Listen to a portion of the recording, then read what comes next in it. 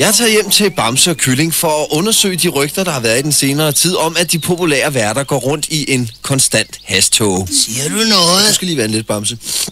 Og jeg kan fortælle, at jeg har lugter meget kraftigt. Det lugter røg. Det kan du have ret i. For du sidder og ryger den fede, men det er jo ikke sådan, at du har ikke gang i et decideret hashmisbrug. Jo, jeg har.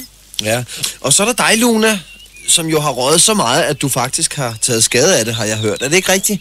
Jo, jeg savner at stå på en alpetop og høre hyrderne jodle. Det savner jeg. Yes.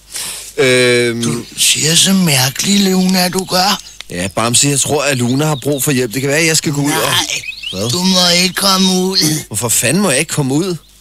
Få flaget op i flagstangen. Ja, det er en god grund, Bamse. Jeg tror også, du er lidt skæv. Jeg vil godt hjem af nu, tror jeg. Og flødeskummen kan godt blive sur. Ja, det er fint. Gider du ikke godt lade være at tage mig på røven, Bamse, og så flytte dig? Kom nu. Nej, giv nu slip for helvede. Du er så dejlig blød. Yes. Og sød. Altid. Bamse, gå nu væk med dig.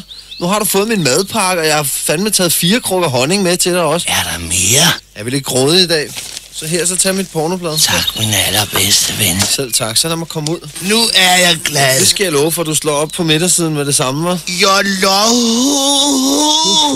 Yes, skyggerne vil blive lange, Bamse, og jeg vil sige 1000 tak for... Altså, du skal først sidde på min skød, ikke? Ej, det skal jeg Nu er udbrede det din det. tur til at sidde hos Bamse. Det skal du ikke blande dig i, din skæve kælling. Du kan bare få et kys. Nej, ellers tak.